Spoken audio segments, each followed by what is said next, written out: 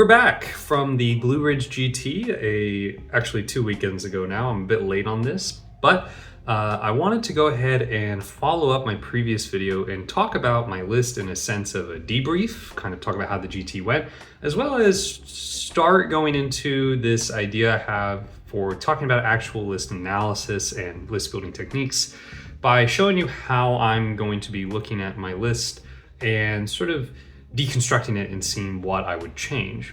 I've seen a lot of people commenting that they've used my list and it's been a lot of fun and they've really enjoyed it. That's really heartwarming to see.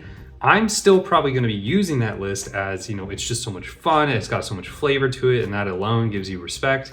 But from a competitive perspective, I do think there are some tweaks we can probably make that I will be sure to test in the future to see how they work. And I'm going to go over them by analyzing 3 key aspects of the list.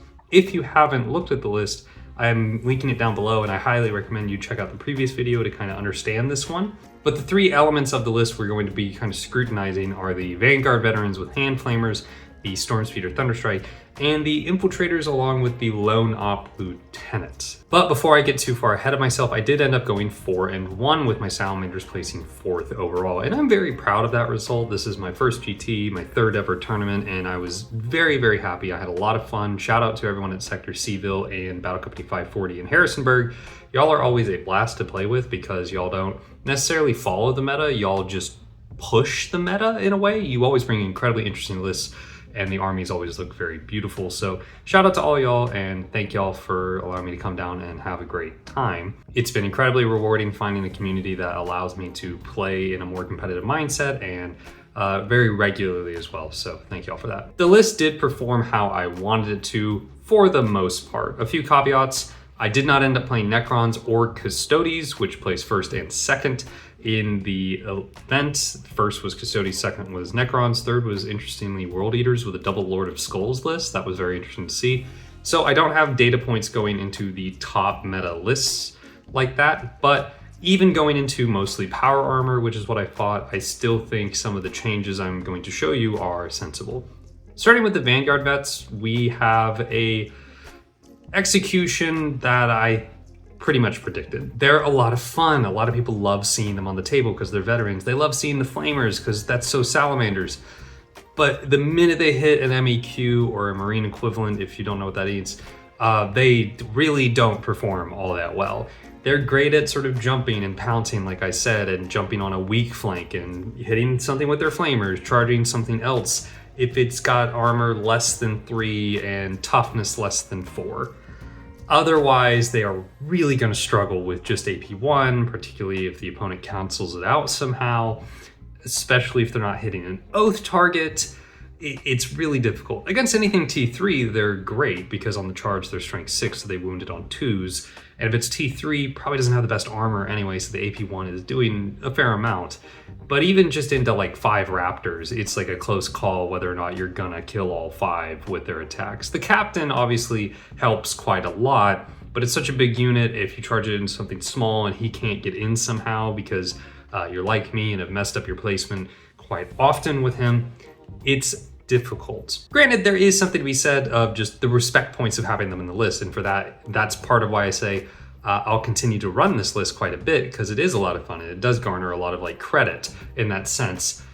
But for 295 points, the unit just doesn't fire on all cylinders like you want it to. There was one exception to this against probably my most fun game of the GT against a Dark Angels player. Shout out to you, Alfonso. He respected the hell out of them because he recognized they could move 12 inches, advance 6, and then shoot up to 12 at the Lion. And with the Captain in there, if I wasn't using 0 CP for Immolation Protocols and the Gravis Captain with the Flames from Aggressors, I could use it here. And while on average I don't kill the Lion, the variance is something you really have to take into account and can never predict in this game. And he kept his distance most of the game and skirted sort of the outfield of where those Vanguard could reach. And that was really interesting to see sort of the opponent's perspective on this unit. And frankly, he was right to kind of respect them like that because yeah, they could have just bounced out at any point in time and tried to alpha strike the Lion, especially because that game my aggressors didn't do so hot. So that was interesting to see, but I still think the smarter thing to do in a competitive set is to remove them and swap them in for jump pack assault intercessors.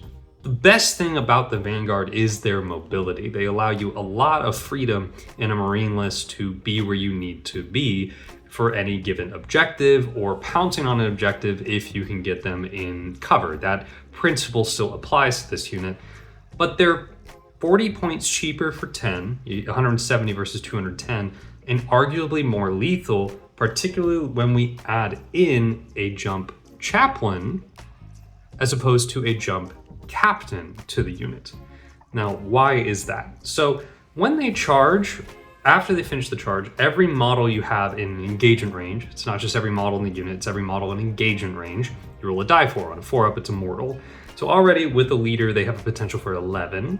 And then if the chaplain's in engagement range, on a 4-up, he can also do D3 mortals. So you have a potential for 14 mortal wounds with this unit if they can all get in range. A little tricky, but doable. In addition to that mortal wound damage you're already dealing out, making them a little bit more versatile against vehicles, a little bit easier for multi-charging if you just need to pick the last wounds off of something, a little bit easier for softening up any kind of target you're worried is going to survive. The chaplain is going to grant you the benefit of +1 to wound, which does a few things.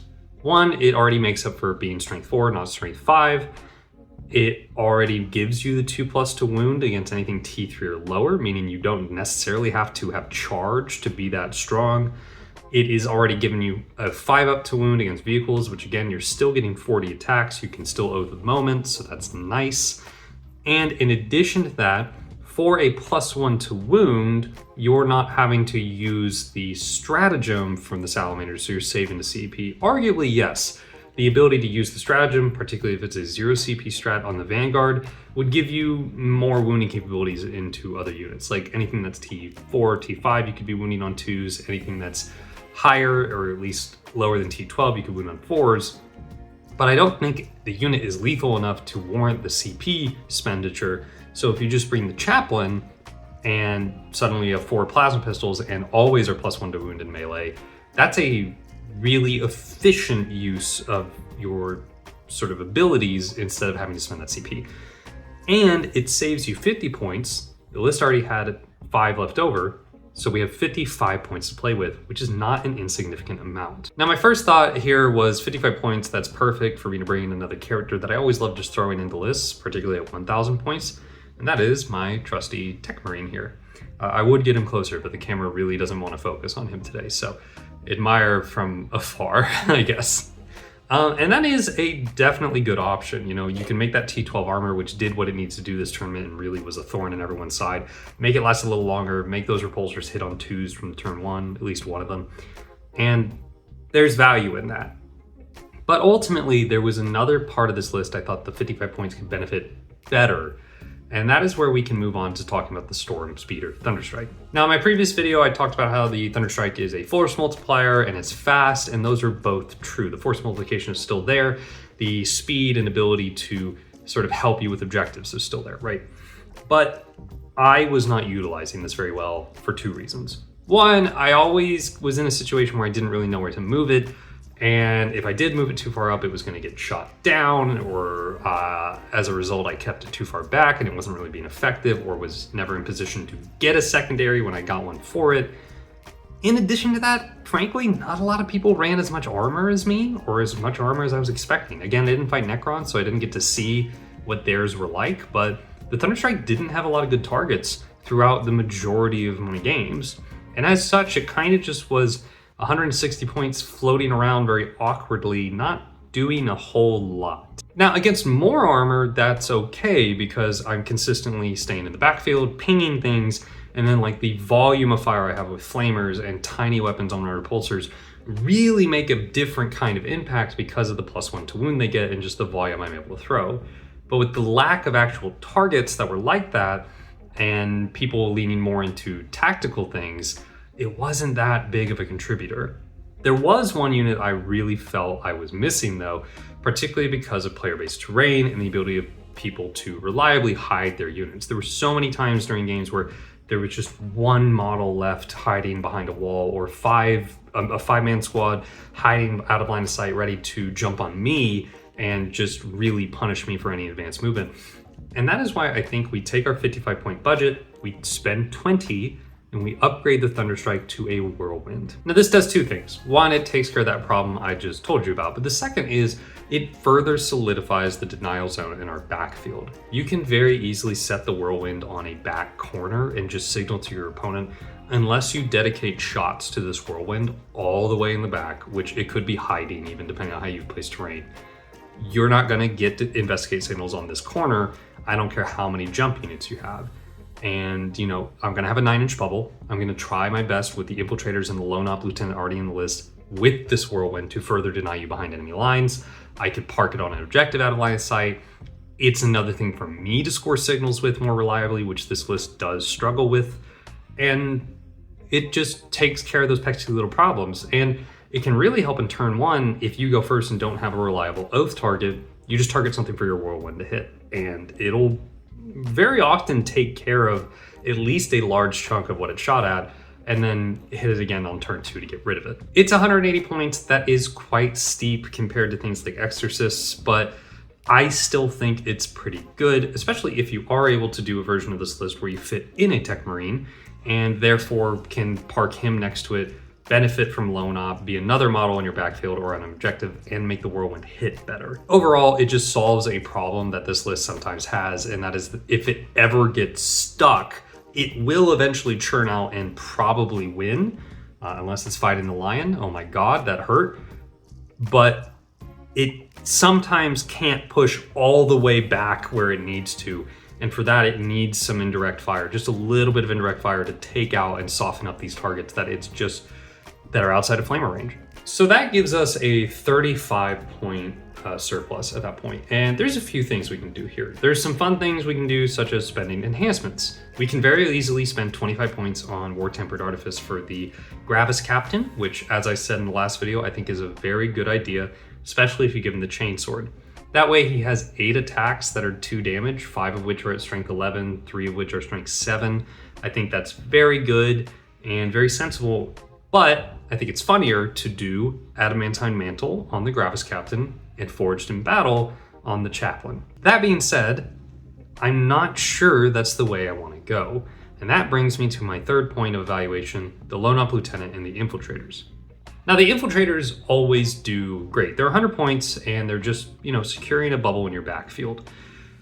Unless you're running into situations like I was over the weekend where you kind of have to risk throwing them up and infiltrating them so that your opponent doesn't have the opportunity to screen or deploy in advantageous positions. I was fighting Vanguard Marines, I was fighting Nurglings infiltrating, I was fighting Blue Horrors infiltrating, and oftentimes I would have to throw up the Infiltrators just to sort of mark a zone and be like, all right, you're not infiltrating here, you're not messing up my deployment, I'm kind of messing up your advanced deployment a bit, and that's just gonna be how it is. And I recognized that when I did that, I was taking a pretty big risk.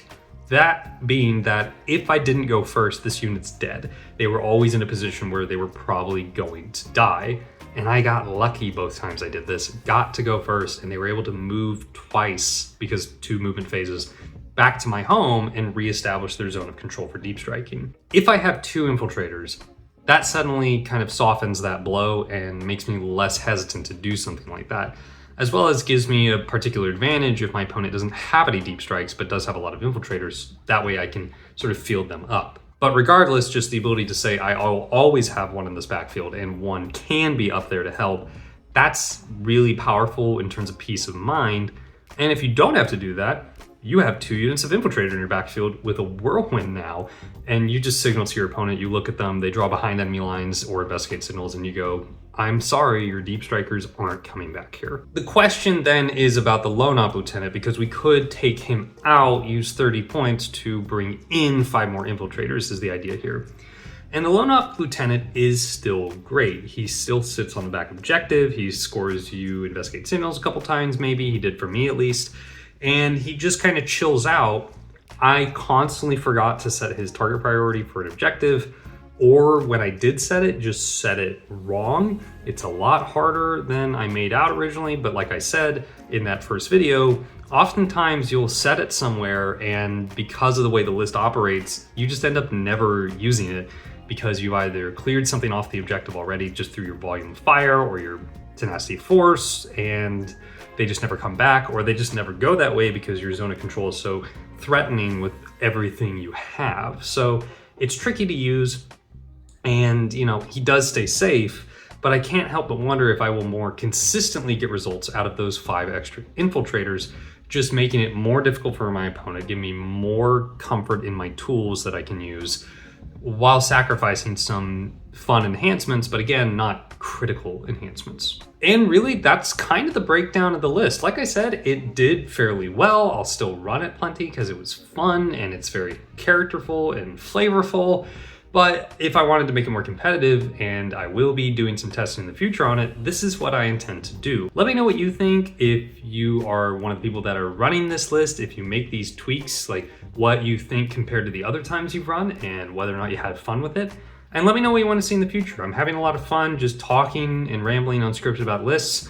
And I think this is going to be the start to a series I'm going to do on the mechanics of list building in a competitive sense, where I kind of sit down and talk about how I go about that through various game systems. So if that's something you want to see, leave a like and share a comment on kind of how you would like me to go about it. Again, if you want to support me, go ahead and check out my cosmic horror novella, Mausoleum, on Amazon. It is a short novella inspired loosely on Warhammer 40k's Tyrant Star. Got my next video already cooking, so until next time, I'll see y'all.